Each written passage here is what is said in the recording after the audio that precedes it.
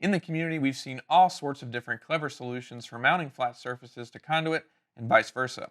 Instead of keeping them all to myself and being shellfish, Pun. we're going to look at 13 different solutions and discuss some pros and cons of each method so you can figure out which one is best for your specific project. Before we get into it, there are a couple of things to consider. Some applications like desks require a surface to sit on top of a frame and cover it entirely. Other projects like shelving units may have pipes that interfere with the material, limiting your options for mounting it.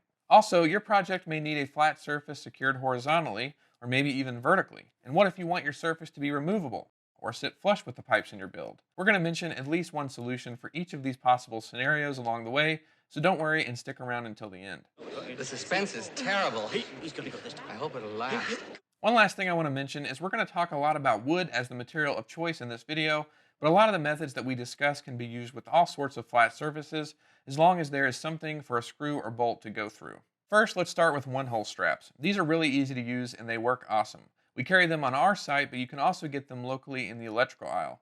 Basically, you just snap them onto the conduit and then add a screw through the pre-drilled hole and into your material of choice. You'll want to make sure to get a screw or bolt that secures the material without going all the way through it, and that length depends on your material thickness. Sometimes I've run into an issue where the screw length I need is only available with a head size that slips through the pre-drilled hole, which renders it useless. One simple hack to remedy this is to actually get a washer and stick it between the bolt or screw head and the one-hole strap. Now you'll mainly use one-hole straps for surfaces that sit on top of a frame and cover the pipes completely. You can use these for flush-mounted surfaces, but we'll get into that a little bit later. I bet you're flush with excitement to hear that, aren't you? As I've said before, I just don't like puns. Now these are surprisingly strong and work well. I think they're the best method for attaching horizontal or vertical surfaces that cover all of the pipes in a build, like a desktop for example. They're also a good security measure and combine well with other methods, which brings us to our next mounting option.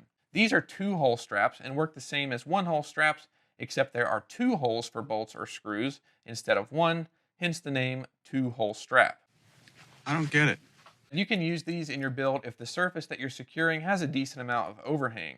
You wouldn't want to use these on the outer edge as we did with the one-hole straps, because obviously the second hole wouldn't be touching anything, and that defeats the whole purpose. I think they're the most useful when used on reinforcement pipes that run front to back or side to side. In that scenario, you can use the two-hole straps in combination with the one-hole straps to secure a surface either horizontally or vertically.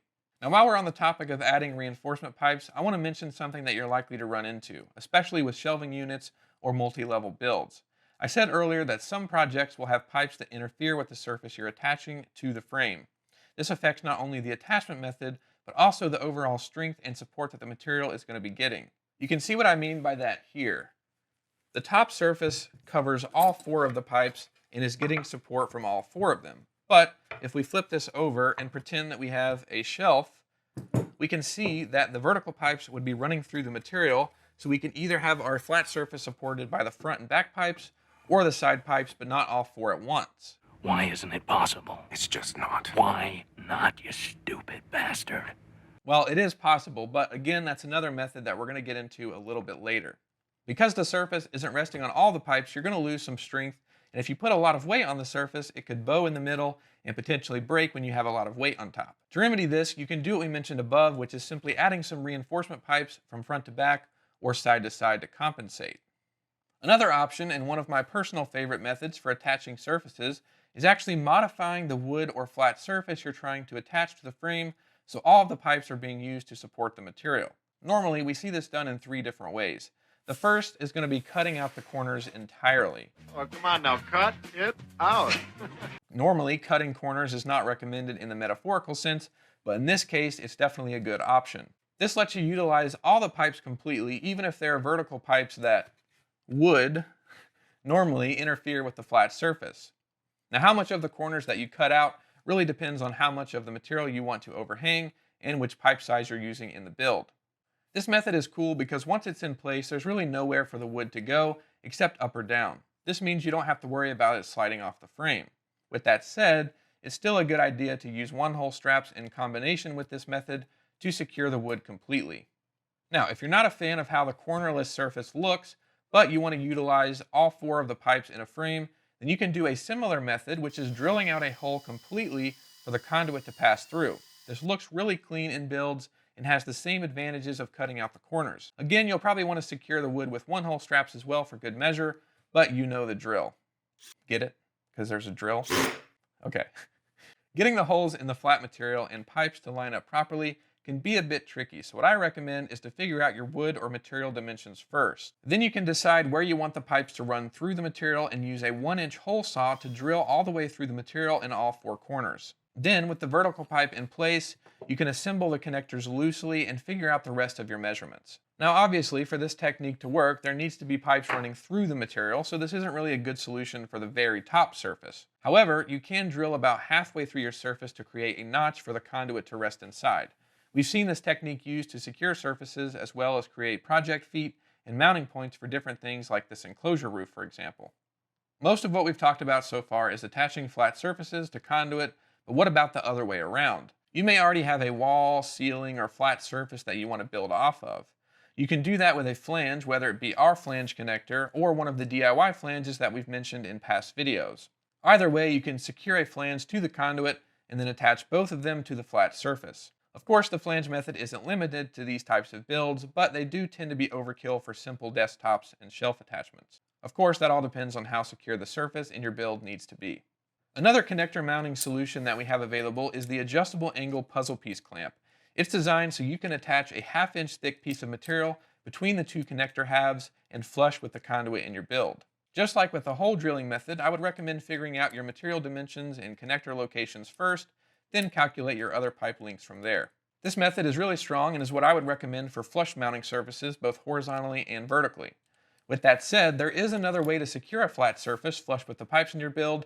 It's not quite as strong, but it has a hidden feature that makes it really cool and useful for certain projects. To do it, we're going to break out the 1-hole straps again, except this time we're going to be flipping them over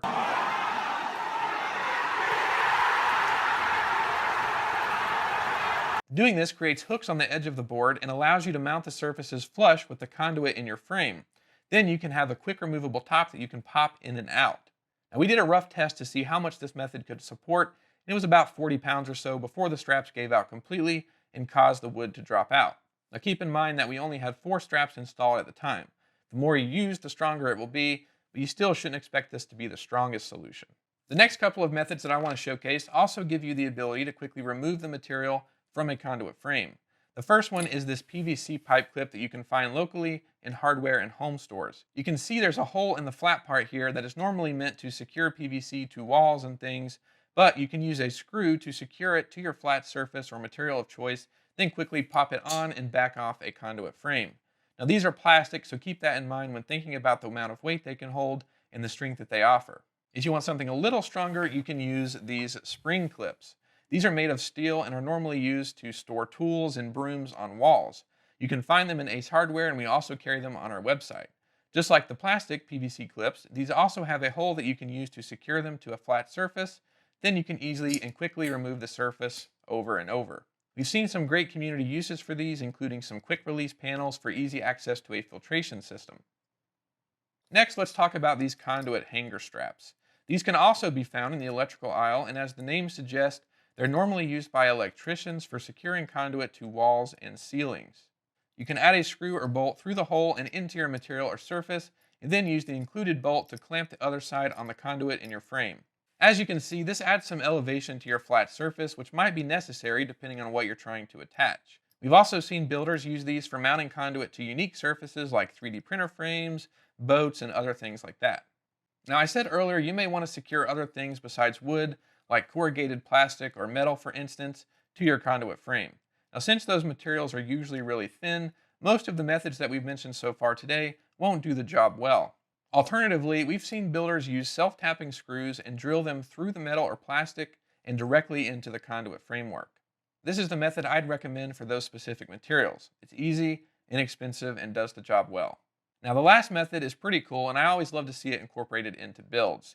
You can get some of these threaded pipe inserts and hammer them into the ends of the pipe that you want the material to be attached to.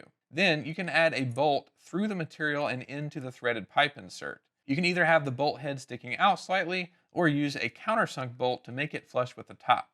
I hope you found these methods useful and can incorporate them into your pipe builds. All of the community examples and videos that we mentioned today will be linked down below if you want to check them out in more detail. Thanks everybody for watching, and we'll see you in the next video.